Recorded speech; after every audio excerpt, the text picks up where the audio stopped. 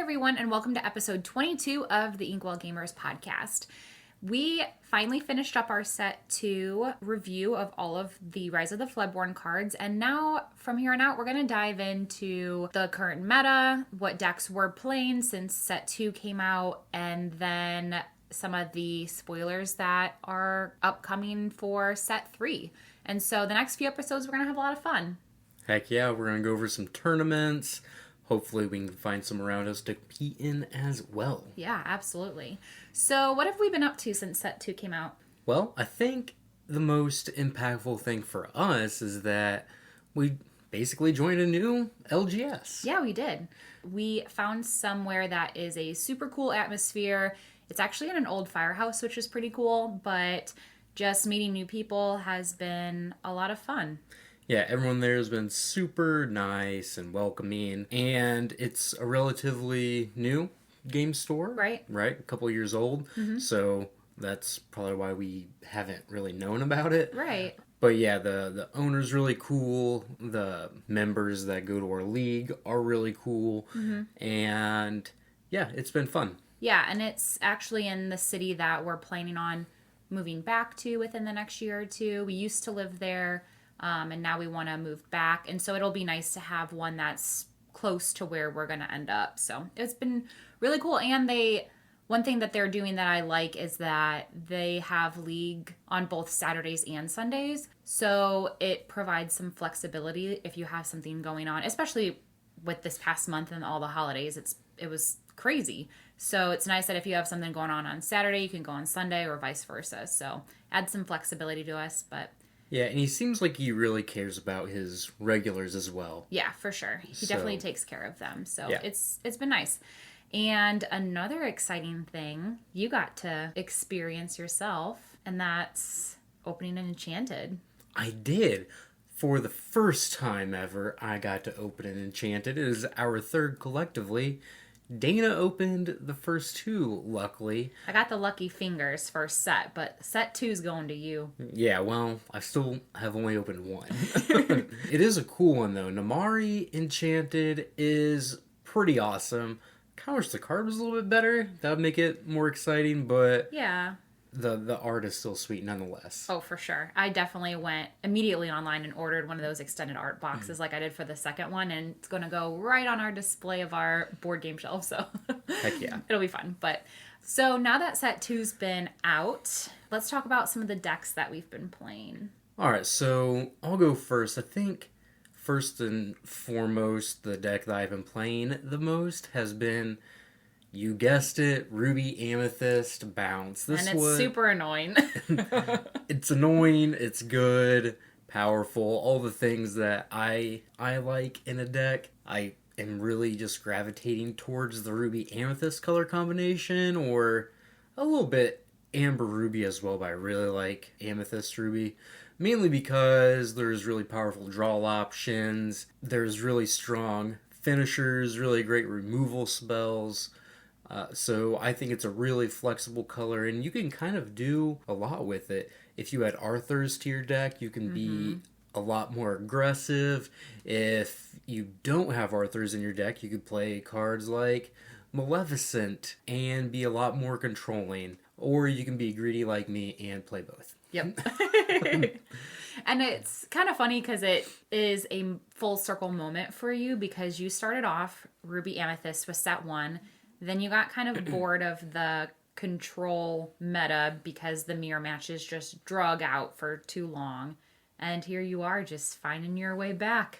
So the thing I like about it now is that because Merlin Goat is a card, games actually end relatively quickly, because whether you're bouncing it or even if they be prepared, you're still going to get the lore from it, which... is incredibly strong.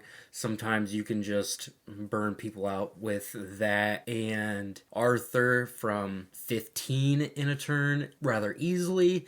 So I like this version because it can end games reasonably fast. Yeah, I can see that for sure. So one of the other things that we did too is once we opened up all of our booster boxes, we wanted to establish kind of a main deck, and then we wanted to make some fun ones on the side with just whatever combos we could. So what other ones are you playing? The other deck I'm playing is Sapphire Steel items. Of course, you're trying to make that items go.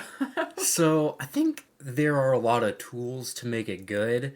I'm not totally sure steel's the right color.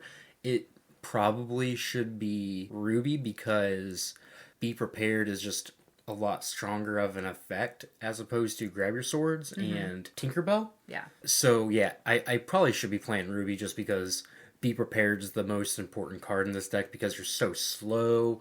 You're trying to win the game on turn 25 or whatever. So yeah, you really need that kind of a sweeper. And if your opponent plays a 5/5 character, you don't have good means to beat it. So yeah, if I was going to take that to a tournament, I would definitely add Ruby to it. But it is a lot of fun. You draw a ton of cards. And because you have a whole new world in your deck, you can just do really powerful things that other decks can't do because with Bell and Fishbone Quill, you just add so much ink to your inkwell. Yeah. So you get more ink, you draw more cards than your opponent, and yeah, that lets you do some ridiculous stuff, but I still think Ruby is probably the color that would pair with it best. I will give you this, because I know you've been really wanting to make that item stack work since set 1. I will say that I feel like set 2 has made that dream closer for you. There have definitely been some cards like Popsicle, Flaversham, all of those that have made that type of archetype a little stronger.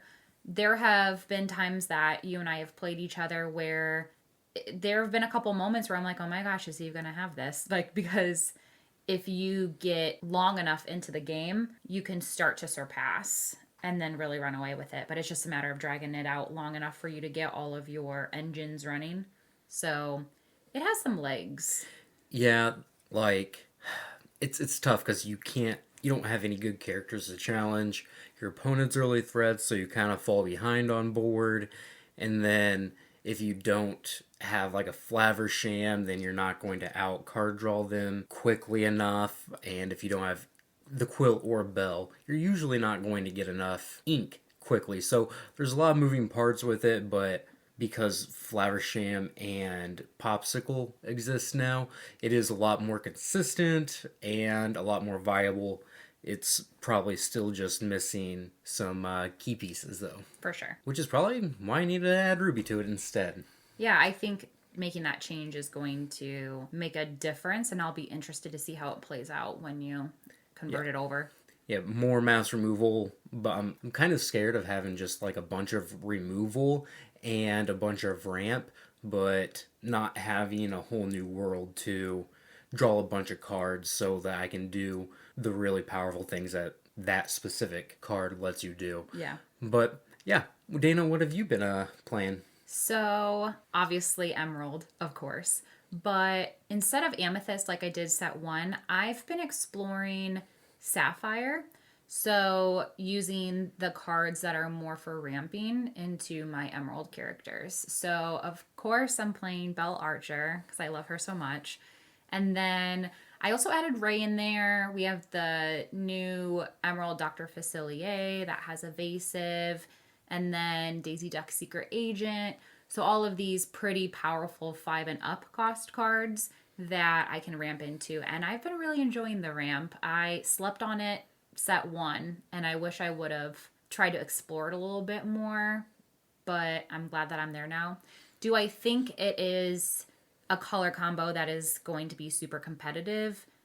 No, but I'm having fun with it. Yeah, that's the most important thing. Yeah, and we can talk about later if we were to go to any upcoming tournaments what we would bring, but I don't think I would do Sapphire. It's not bad. Like, I definitely win games with it, and it is nice and aggressive, but I still am finding myself in the same predicament as I did set 1, where I don't really have a lot of powerful cards that help out with challenging threats that might come on the board. And I know that we talked about with our beatdown episode, recognizing like your deck's role, and obviously I like to play aggressive, but when that moment comes where I need to flip and then become the control, I don't have any answers. So I don't have anything to protect myself if I do get the flip. Yeah, it's like if you fall behind, you don't really have the tools to catch back up, just because that is not what Emerald is very good at.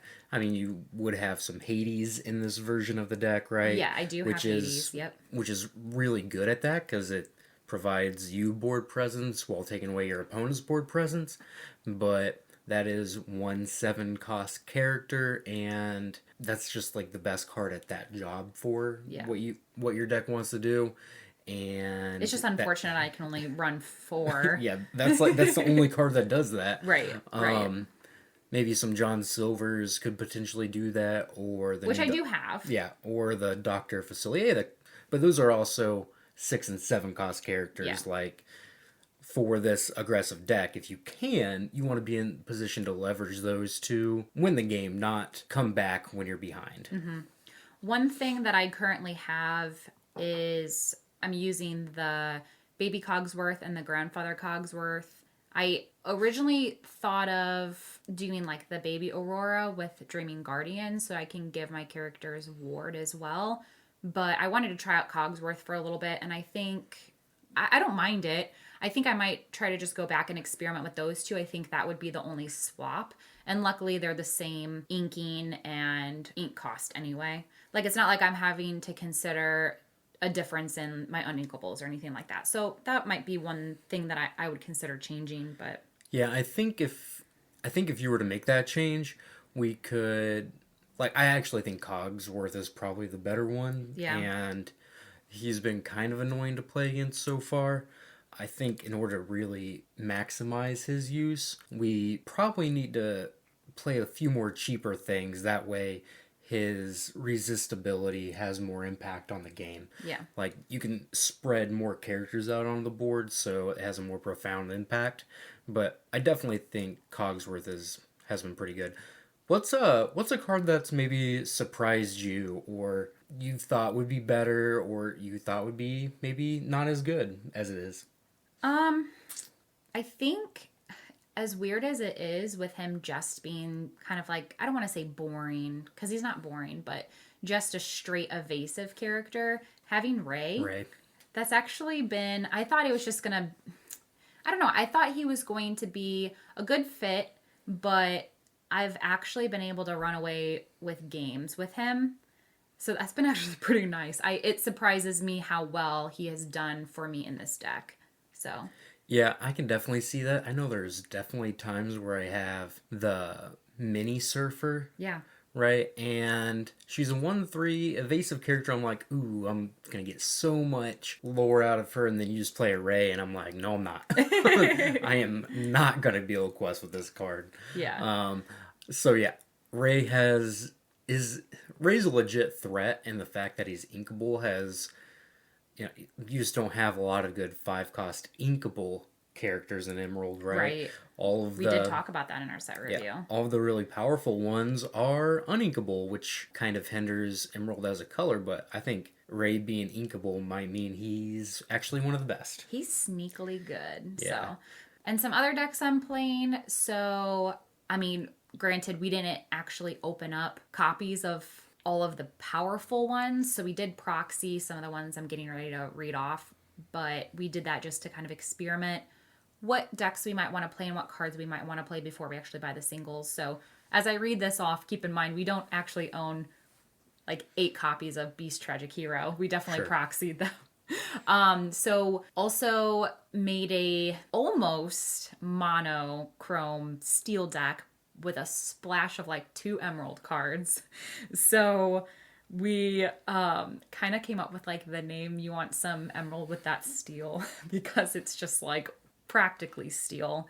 Definitely playing the Cinderella with her shift, playing Tragic Hero, playing Giant Tink with the shift, have Benja in there. That's been interesting for sure. And then my little splash of emerald, I have 4 Cuscos, 4 Beast Relentless. And well, we also added Cheshire Cat's tier deck, right? Yes, we did do that. I forgot what we had taken out in order to replace it, but yes, we did add the Cheshires, which I was really excited about.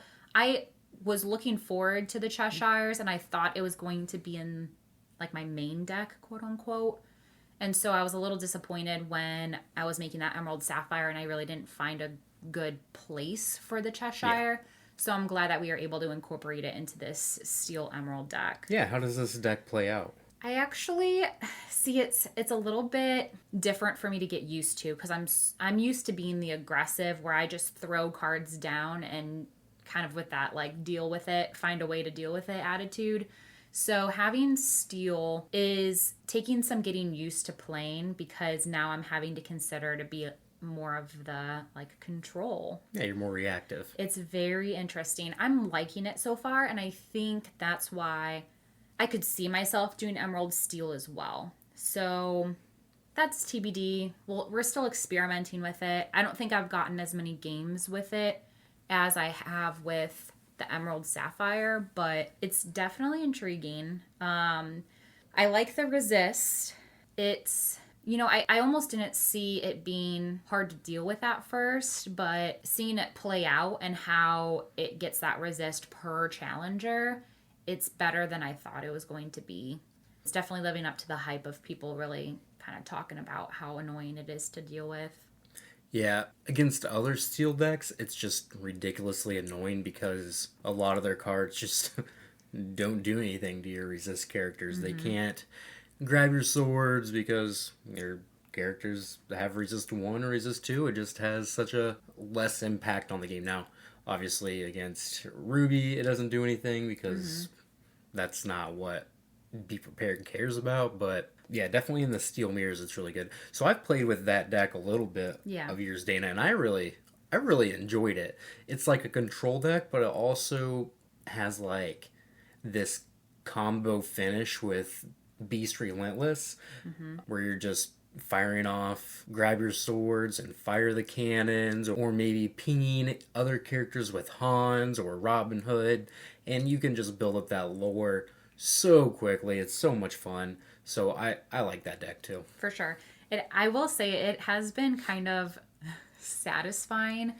I have gone through competing all of set 1 where people have just grab your swords and big tinked my little Emerald Amethyst deck. So it's nice to it's satisfying to be able to be the one that does it. Yeah, for sure. And then a third one that I was like, you know what? I kind of just want to do this tribal thing. So I did a Emerald Amber Royalty deck. So I put in the Duke and then put all of my characters as queens, kings, princes, and princesses. And it's a little bit more fun and better than I thought it was going to be. It is pretty strong to have that queen commanding presence shift on turn 2. And I also have Mufasa that's been pretty good. And a little bit of the Prince John and Sudden Chill with the discard type of. I kind of like it. Mm-hmm. Do I think it is good enough to bring to a tournament? Probably not. But I have won games with it. So I do think it isn't entirely sucky. Yeah, it can definitely have some really good draws, especially the Prince John discard draws are really strong. And then sometimes you just play a queen on turn 2 shifted, and that's really powerful as well. Yeah, and even have the bell-headed archers in there too, so that's more of the discard. Yeah, it's fun. I mean, I'm definitely going to continue to play it, and I'll probably have that as a side deck to play at League, so I'm not just playing the same deck over and over again. I might want to, if I want to switch things up, my next match or something, it's nice to have some fun with, Yep, some other options. Yeah, for sure. And I forgot, did you make a third deck or did you just have the 2? I just had the 2. I got a little crazy with mine. I couldn't decide. It's okay. So it was... Well, speaking of competing and everything like that, this past weekend, there was actually a 1K tournament with 52 players. It was the Tier 1 Games tournament. Yeah, this was a pretty sweet tournament. The winning deck was Emerald Steel. So, Dana, I'm sure you're super excited to hear that. Yeah, it definitely excites me because I had a sneaking suspicion that if I were to want to have a really good competitive Emerald deck, that Steel is probably the way to go for my supplemental color. Now, looking at the deck list, the cards that they are playing are quite different than the Steel Emerald deck that I would have probably put together. I think really, if we're just looking at the characters, the main ones that are the same, of course, Beast Tragic Hero. I mean, that's the best card in the set. Prince John, I also had Big Tink, Little Tink, those as well. I think I had Benja in mine as well, but aside from that, they have Bucky, Donald Duck Perfect Gentleman, the Flynn Rider shifts, the Snake Jafar, and so those have been pretty interesting to see in that kind of deck. Something that they're also playing that I'm not is Hypnotize and Improvise and Strength of a Raging Fire. So those are all pretty interesting cards that I would consider also doing. I know it would obviously be different play style. I mean, this isn't considered like an aggro deck like I like to play, but it's definitely within the colors that I would be comfortable with, knowing how to kind of play those cards, and then I would just have to get used to control type of play style. Yeah, I actually love this deck. I think it is very well built and it looks really, really good.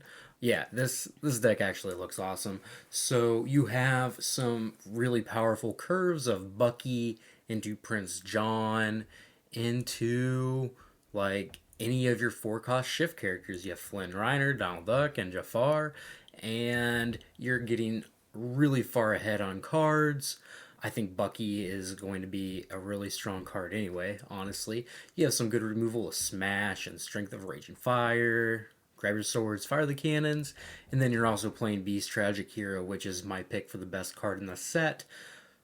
I think this deck has a lot going on for it. It has some really explosive draws. Yeah, so I'm liking the look of this. This deck went undefeated in that tournament as well. I think it was like 14-0. So crazy good result. Yeah, they split the top 4, but it was stated that this one pretty much went undefeated. So definitely interesting to see a non-Steel Song and a non-Ruby Amethyst deck do well in a tournament this big. So pretty Absolutely. exciting.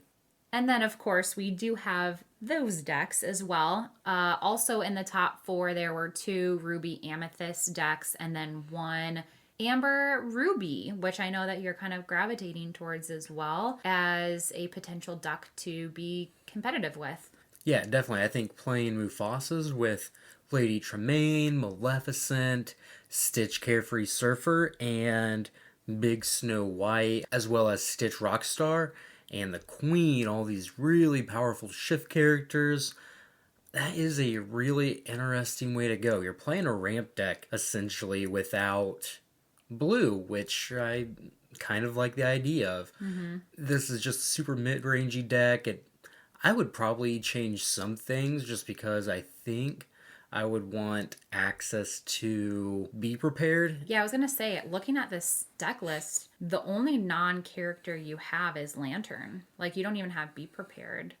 Yeah, I'm not sure how or what cuts I would make so far to make room for that. Maybe 2 Queen of Hearts and maybe the 2 Minnie Mouse. I kind of like the docks in this deck just because they help you power out those really strong 5-cost cards a turn early, like Maui and the Queen if you're not shifting it. So yeah, I would just try to find room for Be Prepared, but other than that, I think this deck looks like something I'd really like to play.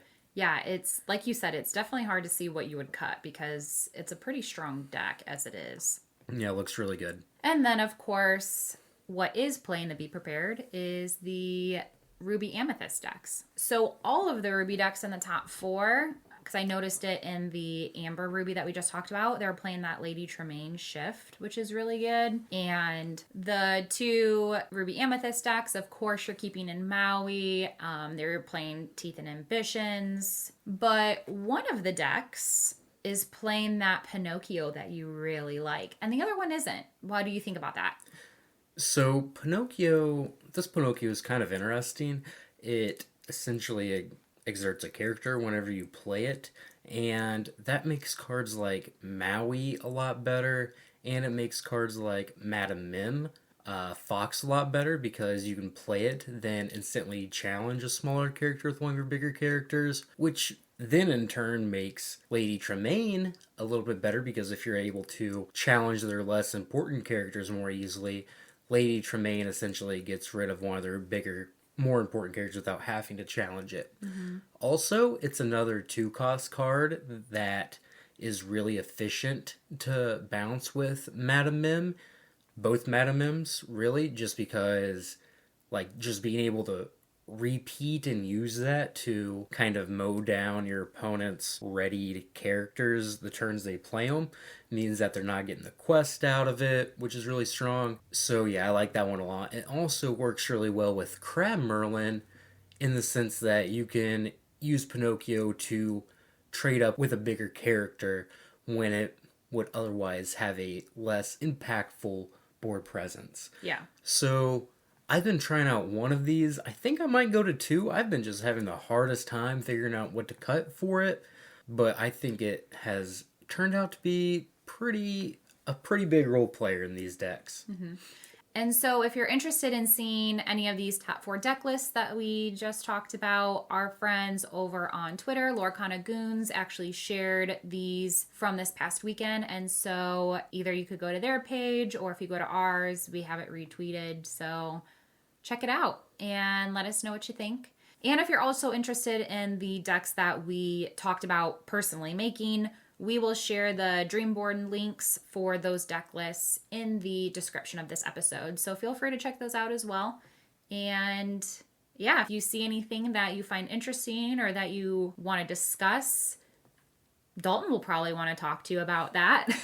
Always. I just, he loves creating decks and figuring out how they kind of fit together like puzzle pieces. I just go along for the ride and try to have a good time. So just pick out cards that I really want to play. I'm pretty sure the Emerald Steel deck that I put together, I have Cusco in it, and I'm pretty sure you're like, now how much do you really want Cusco? And I was like, nah, I gotta have them. Sorry.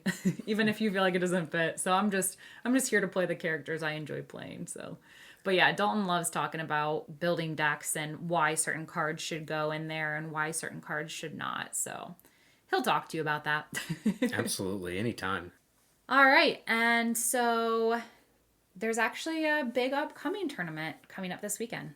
Yeah, this weekend we have the SCG-Con Cincinnati. A big old tournament in Cincinnati. There's actually going to be 2 by the looks of it. There's going to be a 2K and a 1K. It being an SCG ran tournament means it's probably going to have quite the crowd to both events, so that's really exciting. Sad we can't go. I know. It is very sad we can't go, but that's okay. What do you think the metagame is going to look like, Dana? Oh, I think we're going to continue to see... Well, we're going to see the Ruby Amethyst bounce control decks. Yeah. I also anticipate we'll see the Steel Songs do pretty well. Even though a Steel Song didn't finish top 4 in the tournament we just talked about, I anticipate possibly seeing it in this upcoming tournament. Yeah, it was just such a strong deck before, and it got even more tools in the second set. So. Right. I mean, you have a huge addition to this deck archetype with Cinderella Ballroom Sensation. I mean, if you're a Steel Song, you're already going to want to have singers, and she's an extremely good singer for that type of deck. I also think we might see some with Sleepy's Flute. Mm-hmm. And I don't know, the deck that we just talked about, that Amber Ruby deck, had Mufasa in there. Do you think that a Steel Song deck would also play Mufasa, or do you feel like that doesn't really fit? So I don't think Mufasa is going to fit in those decks just because you're playing so many songs, or you might be playing Sleepy's Flutes, that Mufasa is not going to flip up a character too often when it is banished. Mm-hmm. So I think that's going to hold it back. I do think we'll definitely see some queens in those decks. Oh, for sure. We have a bunch of new songs that make the deck much more consistent and powerful, especially because that was the annoying part with Ariel, is that sometimes you would just whiff on a song, and now it's really hard to do that because you have like 8 more songs you want to play. Yeah. So she's a And lot some more of them consistent. are pretty good. Yeah, Like yeah. Strength of a Raging Fire, like that's pretty good. Or Let the Storm Rage On. Yep. They're both good. So yeah. What else do you think is going to see play? I hope to see more Emerald. Yeah, It probably isn't. Sorry, go ahead. I was going to say, I definitely think that there's going to be some Emerald Steel decks, just like the one we talked about. Like a discard like type of. Like a discard deck, but I also think there's going to be some crazy person, this would be me, potentially, is probably going to bring the Beast Relentless kind of deck, and, just, if someone figures that deck out and how to appropriately build that and play that, I think that deck has a lot of upside because you can win pretty quickly in 1 or 2 turns. Mm-hmm. What else do you think we might see? Do you think we would see an item deck? I think it's possible. So you're saying there's a chance. I'm saying there's a chance. I'm not saying it's going to perform well, but I think some people might bring that deck. Yeah. And, I mean, that was like the most popular deck at the very beginning of the format because it has just a lot of powerful stuff going on. So I think someone will probably end up bringing that. I just don't know if it's going to be the most consistent deck for however many rounds this tournament ends up being. Yeah, for sure. We might be surprised. Might be. I hope I am. So if we were to go, what deck would you bring? I really like the look of that Emerald Steel discard deck. Don't you steal my Emerald. But I would probably go with Ruby Amethyst. Yeah, you can't resist. I think it's just the most consistent. It's really powerful. The addition of Madame Mims and the Merlins just give you so much late game on such cheap characters. Yeah. As well as Madame Mims are just so big for their cost. It's kind of ridiculous. I'm a little jealous. Yeah, Madame Mim just makes Rafiki look like it wasn't even a good card in the first set. Like it never even existed. It's crazy how much better that card is. I mean, it's inkable. It has 1 more strength, so it trades into Cusco. And it also got Lady Tremaine and Teeth Inhibitions. There are just so many good cards for this deck, and I would be diligently working on what I think would be the best build. For sure. Dana, what would you bring? Oh, Emerald something. Emerald something. Emerald definitely. something. I think if I want to have a really good chance, Emerald Steel. But like I said, if I'm just going to have a good time, probably Emerald Sapphire, because I'm really enjoying the whole ramp up into my bigger characters. But if I'm being honest with myself, probably Emerald Steel. Do you think you would go with that discard deck or something different? I think I might do something different. I think somewhat similar. Can't get away from Cusco, can ya? No. I definitely foresee still using Beast Tragic Hero. I could see myself doing Prince John as well, but I think I'd try to focus more on the characters like Dr. Facilier and Ray and more of those aggressive cards. And then using like my steel cards to kind of flip the switch and control when I need to control and when I don't really have the ability to be aggressive in that moment. So probably a little something of that. I don't know. If you could pick one card that you think is going to perform really well that is a little off the radar, what would you think it would be?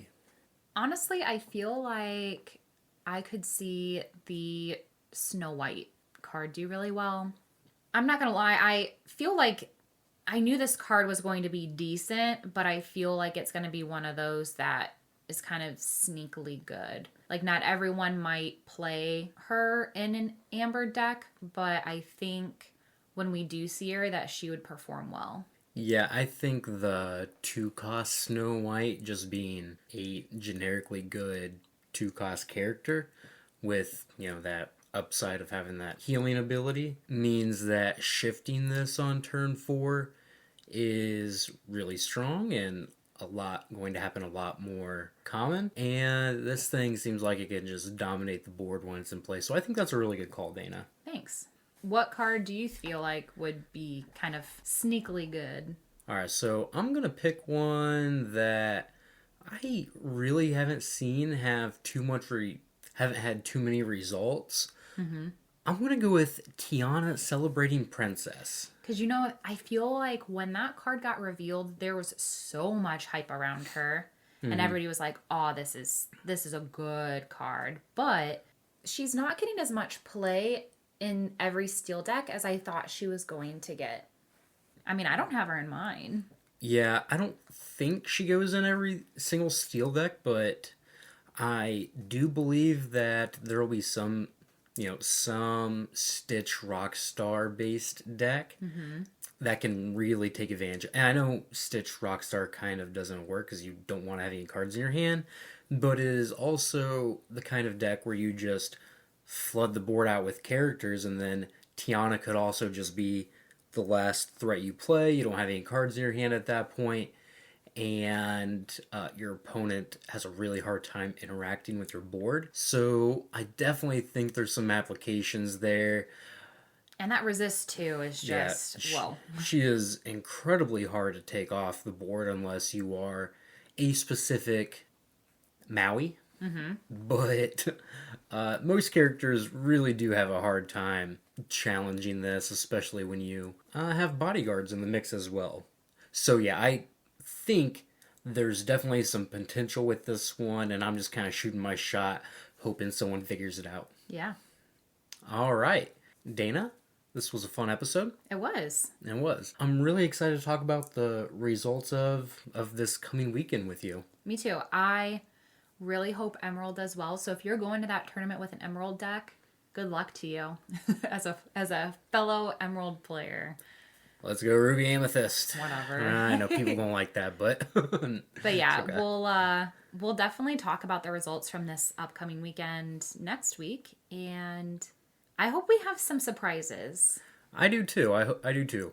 I really don't want the metagame just to be the same 3 decks every single tournament. Yeah. That's kind of what it ended up being in the first set, which, I mean, you only have 1 set's worth of cards, so you expect the game to kind of get figured out. Mm-hmm. But yeah, I really hope we have some diversity in the second set. Do you feel like we would see a monochrome? Not yet, no.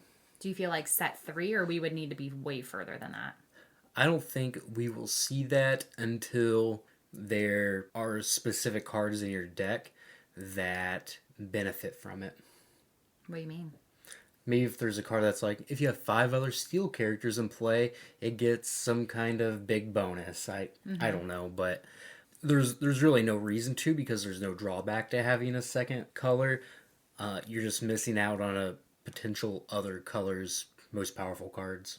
That's true. So I just don't see the benefit right now. Could you ever see yourself being a monochrome down the line? Or do you like the diversity of having 2 colors? I mean, I like having the diversity of 2 colors.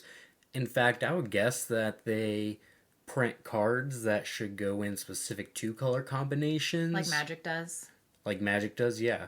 Before they print cards that are good specifically for 1 color. Just a color by itself. So yeah, I think that about wraps up our episode. Dana, do you have any parting thoughts? I feel like we covered it all. All right. That's all she wrote. That's all she wrote, just like T.I. said. All right, everybody. Have a wonderful day, and we'll talk to you next week.